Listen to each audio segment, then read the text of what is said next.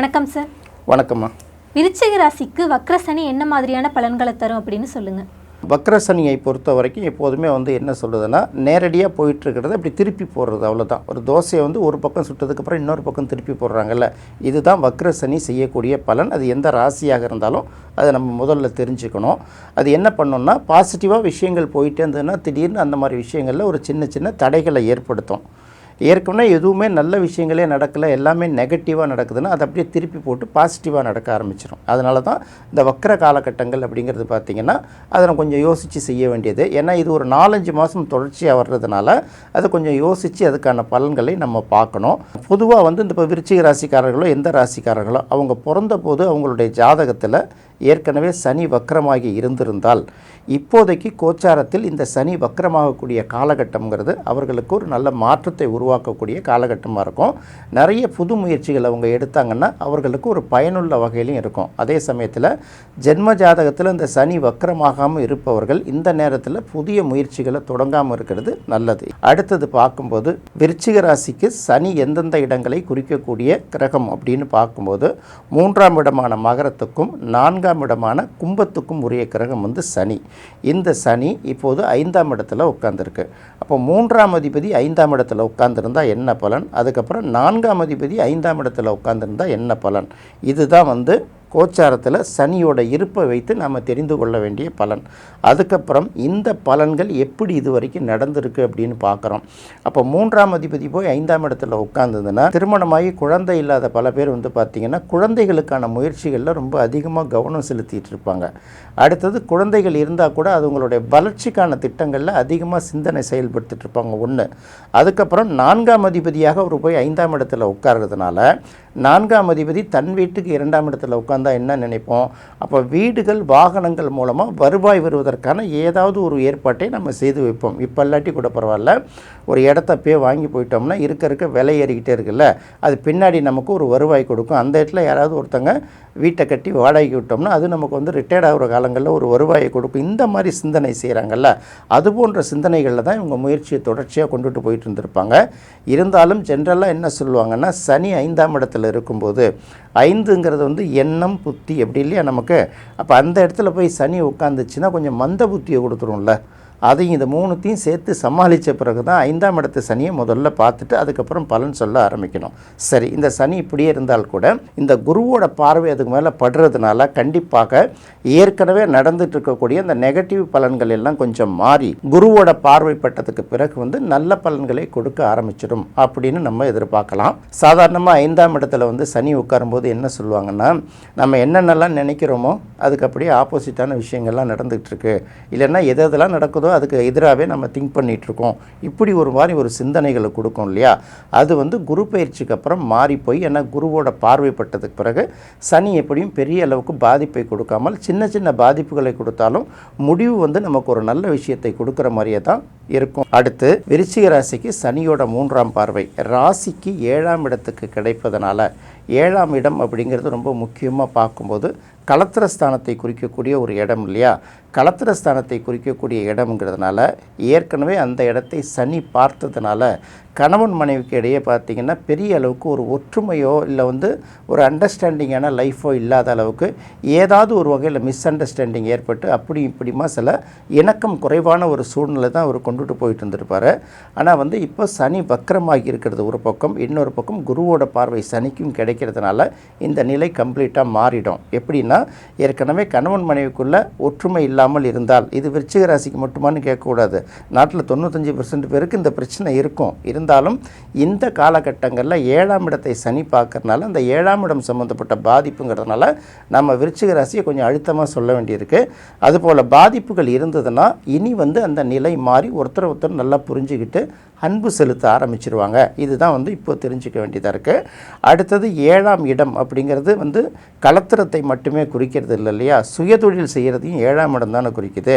அப்போ சுயதொழில் செய்யணும்னு இது வரைக்கும் முயற்சி பண்ணிவிட்டு இது வரைக்கும் ஏதாவது நடக்காமல் இருந்தால், ஒரு தொழில் செய்யும் போதே நமக்கு கிட்டத்தட்ட குறைந்தபட்சம் முதலீடு தேவை, இல்லாட்டி ஒரு நல்ல ஆஃபீஸு இடம் போடுறதுக்கு ஒரு இடம் தேவை, இதில் ஏதாவது ஒரு விஷயத்தில் டிஸ்டர்ப் ஆகிட்டே வந்திருக்கும். அதெல்லாம் பார்த்திங்கன்னா இனி மாறி சுயதொழில் பெரிய லெவல்லையோ சின்ன லெவல்லையோ அந்த சுயதொழில் செய்வதற்கான காலத்தை வந்து இந்த வக்ர சனி வந்து உருவாக்கி கொடுப்பார். இன்வெஸ்ட்மெண்ட் இல்லாட்டி கூட யாராவது நண்பர்கள் மூலமாகவோ மற்றவர்கள் மூலமாகவோ அதை வந்து அவர் பெற்றுக் கொடுப்பார். இன்னொரு பக்கம் பார்க்கும்போது பார்ட்னர்ஷிப் தொழில் பண்ணுறாங்கல்ல, பார்ட்னர்ஷிப் தொழில் பண்ணுறவங்களுக்கு இடையிலே பார்த்தீங்கன்னா ஒருத்தருக்குள்ளே ஒரு மிஸ் அண்டர்ஸ்டாண்டிங் இருந்திருக்கும். நான் தான் நிறைய பணம் போடுறேன், நீ இந்த பணத்தை போட்டால் சரியாக போச்சா, வேலையெல்லாம் முழுமையாக இருந்து நான் தானே பார்த்துக்கிட்டு இருக்கேன். இப்போ ஒருத்தர் பார்ட்னர்ஸ்குள்ளே ஒருத்தர் கருத்தொற்றுமை இல்லாமல் கருத்து வேறுபாடு சில சூழ்நிலைகள்லாம் உருவாகி இருக்கும்ல, அப்படிலாம் இருந்ததுன்னா அந்த நிலைகள்லாம் கொஞ்சமாக மாறிடும். 7ஆம் இடத்தை குறிக்கும் போது இன்னொரு முக்கியமான விஷயத்தை நம்ம பார்க்க வேண்டியதாக இருக்குது. 7ஆம் இடத்துக்கு வந்து வாடிக்கையாளர் அப்படின்னு பேர். நீங்கள் எந்த தொழில் செய்தாலும் என்ன சேவை செய்தாலும் உங்களுக்குன்னு சில வாடிக்கையாளர் வேணும்ல, அந்த வாடிக்கையாளரோட பேஸ் வந்து கடந்த காலங்களில் ரொம்ப குறைவாக இருந்திருக்கும். என்னடா எல்லா கஸ்டமரும் நம்மளை விட்டு போயிட்டாங்களே அப்படின்னு நினைப்போம். அப்படிலாம் கிடையாது. அந்த கஸ்டமருக்கு என்ன பிரச்சனைன்னு தெரியாதுல்ல, வாங்கக்கூடிய பவருக்கு இல்லாமல் இருந்திருக்கலாம், அவங்களுக்கு ஒரு சிரமம் வந்திருக்காங்கல்ல, அதெல்லாம் வந்து இந்த காலகட்டங்களில் மாறி ஒரு நிறுவனத்துக்கும் ஒரு தனி மனிதருக்கும் தேவையான இந்த கஸ்டமர் பேஸ் வந்து கொஞ்சம் அதிகரிக்கும். அடுத்ததாக பார்க்கும்போது சனியோட பார்வை ராசிக்கு 11ஆம் இடத்துல கிடைக்கிறதுனால, ராசிக்கு 11ஆம் இடத்துல கிடைக்கிறதுனால என்ன ஆகும்னா, மனதுக்கு விருப்பமான செயல்கள் எதுவும் பெரிய அளவுக்கு நடக்காது. இதை தான் நம்ம எதிர்பார்ப்போம். 11ஆம் இடம்ங்கிறது லாபம் இல்லையா? அப்போ லாபம் அப்படின்னு பார்க்கும்போது லாபம் இல்லாத எந்த வேலையாவது நம்ம செய்ய முடியுமா? மனநிறைவுக்காக நம்ம என்ன பண்ண முடியும்? எதுவுமே செய்ய முடியாது. மனநிறைவு எப்போ வரும்னா, நமக்கு தேவையான வசதி வாய்ப்புகள் எல்லாம் இருந்து அதுக்கப்புறம் தான் மன நிம்மதியை தேட முடியும். இப்போதைக்கு அடிப்படை தேவைகளுக்கே நம்ம போராட வேண்டியதாக இருக்குல்ல. அப்போ அந்த அடிப்படை தேவைகளுக்கான போராட்டம் நம்ம வந்து தொழிலில் போட்டிருக்கக்கூடிய பணம், சில நேரங்களில் கடன்களில் வாங்கி போட்டிருப்போம், அதுக்கு நாம் திருப்பி செலுத்த வேண்டிய வட்டி, இதையெல்லாம் கொடுக்க முடியாமல் ஒரு நெருக்கடி இருந்திருக்கும்ல. இந்த நெருக்கடி இருந்தால் இதற்கு பிறகு இந்த நெருக்கடிகள்லாம் கொஞ்சம் கொஞ்சமாக குறைந்து நிறைய பேர் வந்து நமக்கு ஆதரவு கரம் நீட்டுவார்கள், நிதி ரீதியாகவும் நமக்கு உதவி செய்வார்கள். வயதில் மூத்தவர்கள், இன்னும் சொல்லப்போனால் நம்மளுடைய மூத்த சகோதர சகோதரிகளோட ஆதரவும், சித்தப்பா பெரியப்பா அந்த மாதிரி வீட்டில் உள்ள பெரியவர்களுடைய ஆதரவும் நமக்கு நிறைய கிடைக்கும். வங்கிகள் இந்த மாதிரி இடங்கள்லேருந்தும் கடன் வாங்கிறதுக்கான வசதியும் கண்டிப்பாக இந்த சனியோட வக்கரமடைந்திருக்கக்கூடிய நிலை வந்து விருச்சிக ராசிக்காரர்களுக்கு உருவாக்கி கொடுக்கும். அப்போ தொழில் ரீதியாக ஏற்கனவே பார்த்திங்கன்னா யாருமே ஒரு நிறைவாக இருக்க மாட்டாங்க. ஏன்னா 10ஆம் இடத்துல கேது இருந்து அது வேறு மாதிரியான ஒரு நெருக்கடியை கொடுத்துட்ருக்கிறதுனால இப்போ இந்த சனியோட பார்வை வக்கரமாகி 11ஆம் இடத்துக்கு கிடைக்கிறது வந்து நெருக்கடிகளாக இருந்தால் ஒரு முடிவுக்கு கொண்டு வருவார். நார்மலாக போயிட்டு இருந்ததுன்னா லேசான சின்ன சின்ன ஒரு நெருக்கடிகளை மாற்றி கொடுப்பார். இதை வந்து மனசில் வச்சுக்கிட்டு தைரியமாக செயல்பட வேண்டியது அவங்களுடைய வேலை.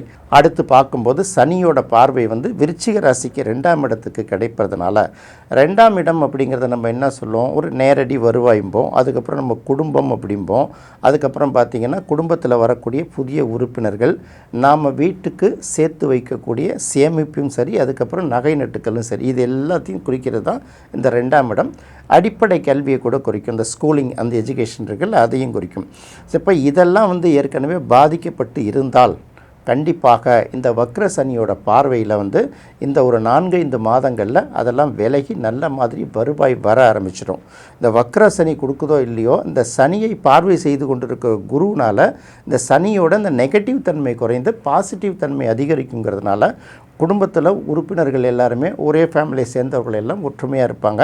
வேலை நிமித்தமாகவோ இல்லை வேறு நிமித்தமாக ஒரு பகுதியில் பிரிஞ்சு கிடக்கிறவங்களும் அடிக்கடி சந்தித்து பேசி எல்லாம் ஒன்றா உட்காந்து சாப்பிடக்கூடிய ஒரு சூழ்நிலையை இந்த வக்ர சனியோட பார்வை உருவாக்கி கொடுக்குங்கிறத ஃபஸ்ட்டு நம்ம பார்த்துக்கிறோம். அடுத்து பார்க்கும்போது குருவோட அதிசார பலன்களையும் சேர்த்து தான் பார்க்க வேண்டியதாக இருக்குது. ஏன்னா குருவோட அதிசார பலன்கிறது கிட்டத்தட்ட சனியோட வக்ர பயிற்சிக்குள்ளாரையே அடங்கி இருக்கிறதுனால அதையும் நம்ம சேர்த்து பார்க்க வேண்டியதாக இருக்குது.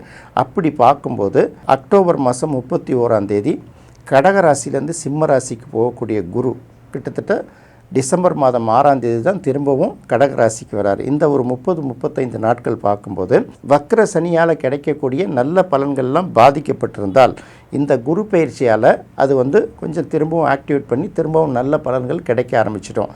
அதே போல் ஏற்கனவே நல்ல பலன்கள் கிடைச்சிக்கிட்டு இருந்து ஒரு மாதிரி இருந்ததுன்னா இந்த குருவோட அதிசார பயிற்சி அதை வந்து கொஞ்சம் கட்டுப்படுத்திடும். ஒரு 30-35 நாளைக்கு பல்ல கடிச்சிட்டு இருக்க வேண்டியதான்.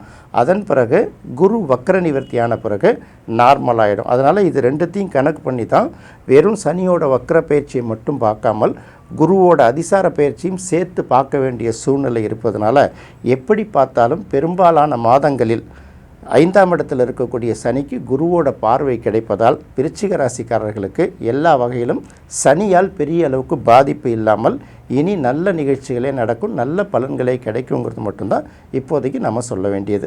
விருச்சிக ராசிக்கு வக்ரசனி என்ன மாதிரியான பலன்களை தரும் அப்படின்னு தெளிவாக சொல்லியிருக்கீங்க சார். ரொம்ப நன்றி சார். நன்றிப்பா. நேயர்களே, விருச்சிக ராசிக்கு வக்ரசனி என்ன மாதிரியான பலன்களை தரும் அப்படின்னு இந்த நிகழ்ச்சியில் பார்த்துட்டோம். தனுசு ராசிக்கு என்ன மாதிரியான பலன்களை தரும் அப்படின்னு அடுத்த நிகழ்ச்சியில் பார்ப்போம். நன்றி, வணக்கம்.